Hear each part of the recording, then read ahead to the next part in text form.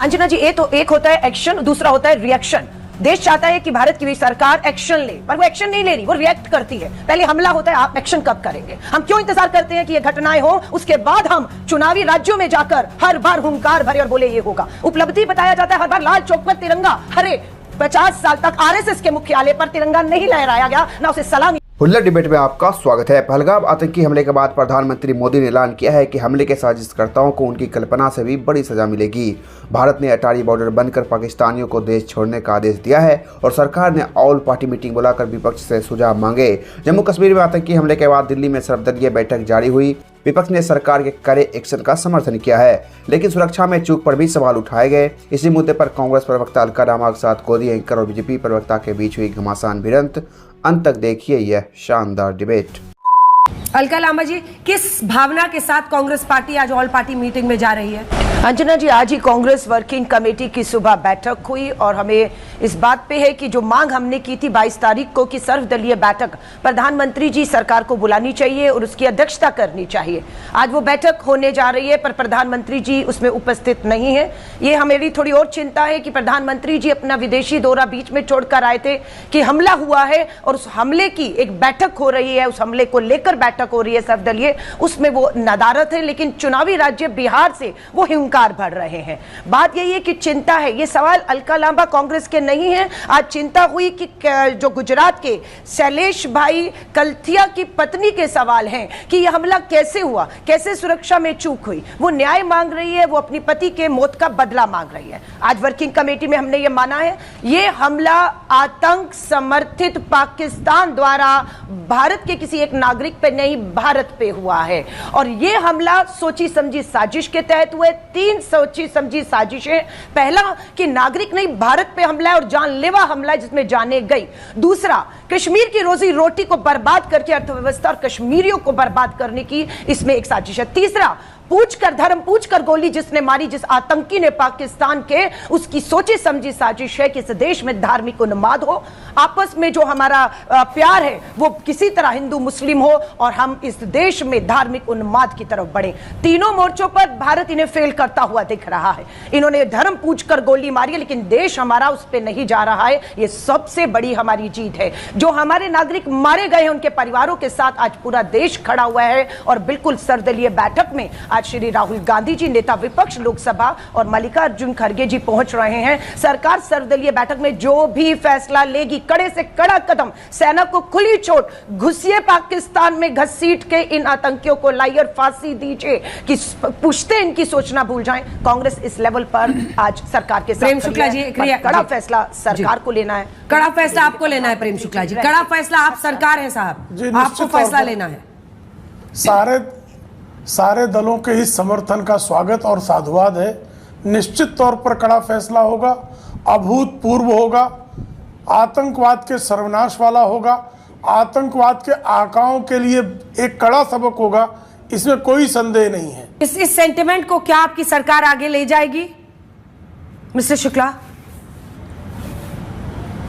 निश्चित तौर पर देखिए, आतंकवाद का सर्वनाश और आतंकवाद के आकाओं को सबक, ये हमारे सरकार का संकल्प है और ये पूरा होगा, इसमें कोई संदेह नहीं है। जिस तरह से जो है बारंबार पाकिस्तान को अवसर दिया गया, और आप जानती हैं कि 1965 और 1971 के युद्ध में भी, कारगिल के युद्ध के समय भी हमने सिंधु जल समझौते पर किसी प्रकार की रोक नहीं लगाई थी। जब हमने सिंधु जल समझौते पर रोक लगाई है, ये साफ संकेत है कि हम पाकिस्तान और आतंकवादियों को निर्णायक संदेश देना चाहते हैं।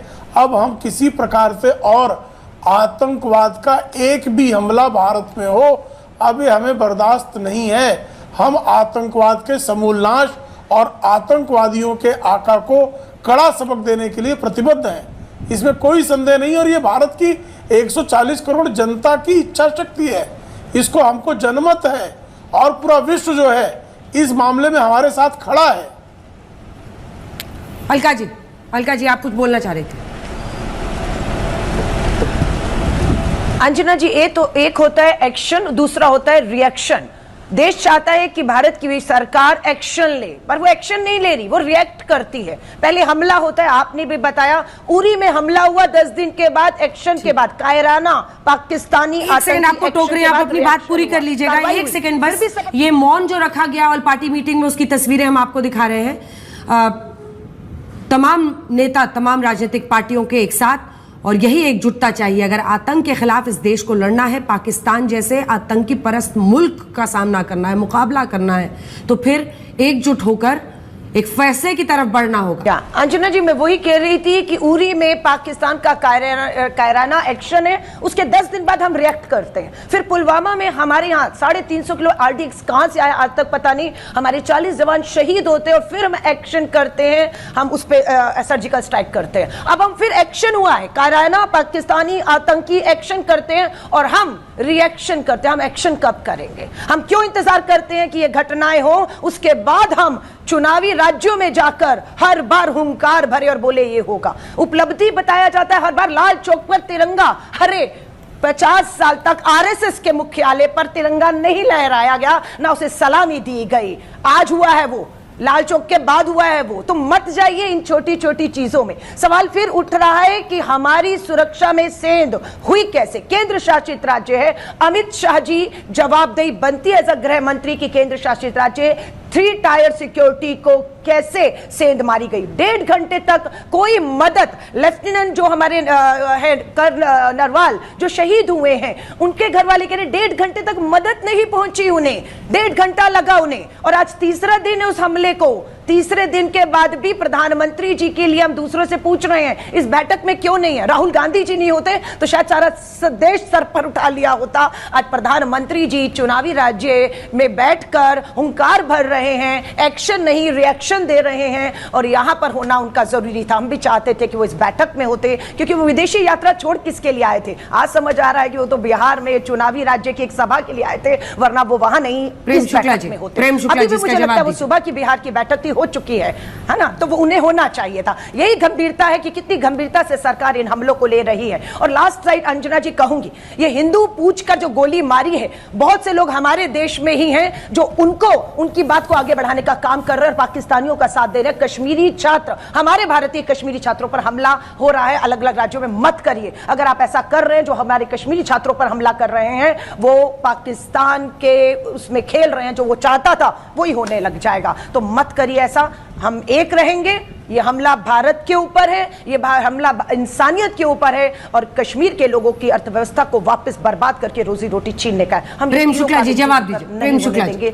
हम एक हैं, ये दिखाने के लिए हमारे दोनों नेता। निकृष्ट राजनीति और तू मैमे में बिल्कुल विश्वास नहीं रखता।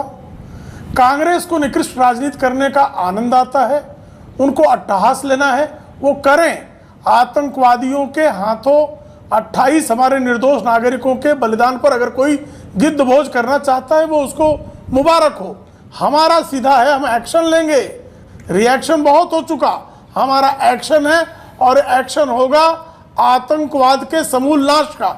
और ये भारत का ये 370 क्या था? ये एक्शन था, रिएक्शन नहीं था। अनुच्छेद 370 का संशोधन, ये हमारा एक्शन ही था। आपने जो है, कभी इतनी बार हमले हुए, 26/11 से बड़ा हमला क्या हो सकता था?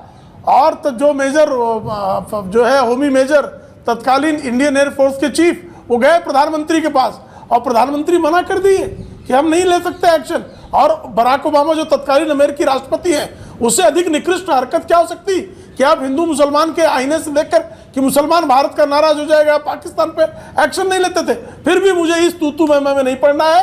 कांग्रेस ने जो किया वो उसको मुबारक। हमारा बहुत साफ संकेत है, साफ संदेश है कि हम जो है आतंकवाद का खात्मा करेंगे, आतंकवाद के आका को सबक सिखाएंगे, ताकि अगली बार इस तरह की जरूरत ना कर सके। ऑल पार्टी मीटिंग है, उसको आपकी पार्टी किस तरह से देख रही है? और पाकिस्तान के खिलाफ क्या आपको भी नहीं लगता है कि सख्त से सख्त एक्शन लेने की जरूरत है?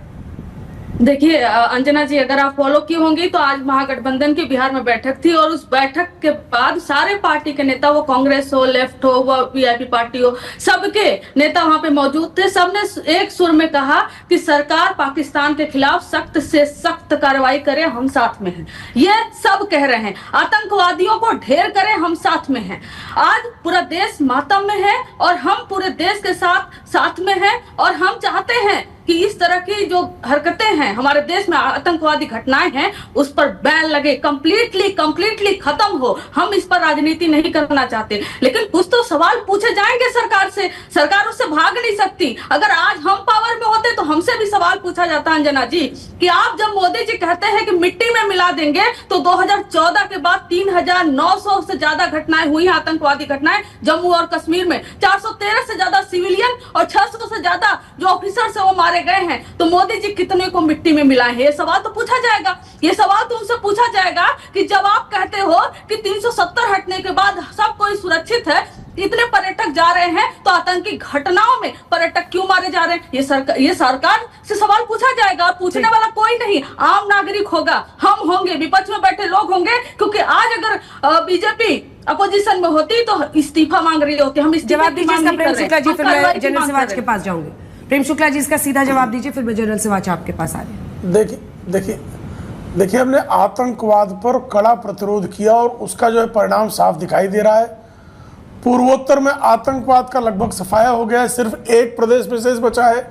नक्सलवाद 95% सफाया हो चुका है।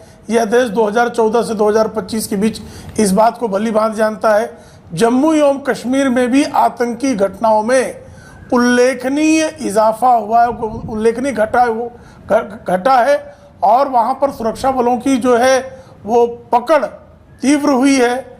और ये भली भांति लोग जानते हैं कि लाल चौक में 2014 के पहले 2000 यहाँ तक कि 2019 के पहले भी कोई तिरंगा ध्वज फहराने के लिए तैयार होने की स्थिति नहीं होती थी।